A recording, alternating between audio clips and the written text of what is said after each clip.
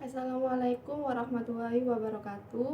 Perkenalkan, nama saya Nur Fadia Duya Maria, NIM E2019-1116 dari kelas Perbankan Syariah 3. Baik, di sini saya akan menanggapi perihal video yang sudah dijelaskan oleh Bapak Dr. Abdul Wadud Nafis, LC/MAI, yang mengenai kebijakan moneter dalam perspektif ekonomi Islam.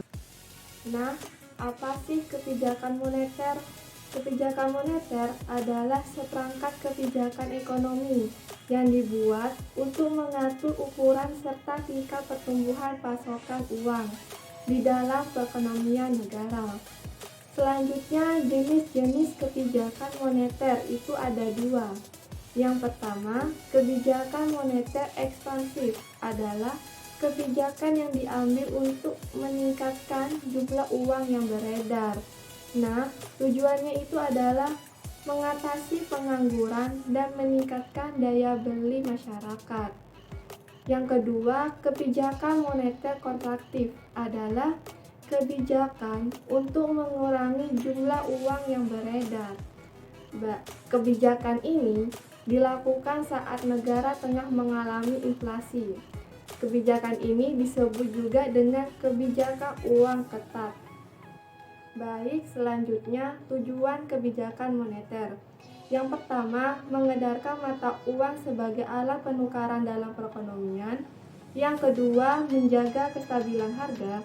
Yang ketiga, menjaga kestabilan ekonomi. Yang keempat, meningkatkan kecepatan kerja. Yang kelima, memperbaiki neraca perdagangan kerja masyarakat. Yang keenam, distribusi likuiditas yang optimal. Yang ketujuh, mempertahankan keseimbangan antara IS dan LM. Dan yang kedelapan, pertumbuhan ekonomi dan pemerataan pendapatan. Baik, selanjutnya instrumen kebijakan moneter.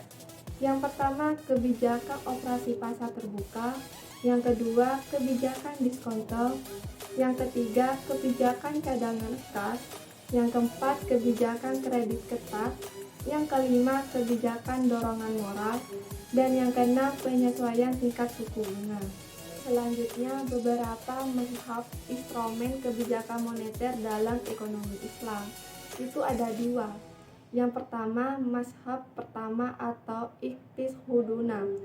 Pada masa awal Islam, tidak diperlukan suatu kebijakan moneter karena sistem perbankan hampir tidak ada dan penggunaan uang yang sangat minim. Jadi tidak ada alasan yang memadai untuk melakukan perubahan terhadap penawaran akan uang melalui diskresioner. Nah, yang kedua, mazhab kedua atau mainstream. Tujuan kebijakan moneter pemerintah adalah maksimisasi alokasi sumber daya untuk kegiatan ekonomi produktif. Nah, Al-Quran melarang praktek penumpukan uang karena uang tersebut tidak memberikan manfaat terhadap peningkatan kesejahteraan masyarakat. Oleh sebab itu, mazhab ini merancang sebuah instrumen kebijakan yang ditunjukkan untuk mempengaruhi besar kecilnya permintaan akan uang agar dapat dialokasikan pada peningkatan produktivitas perekonomian secara keseluruhan. Baik, sekian dari saya. Kurang lebihnya mohon maaf. Wassalamualaikum warahmatullahi wabarakatuh.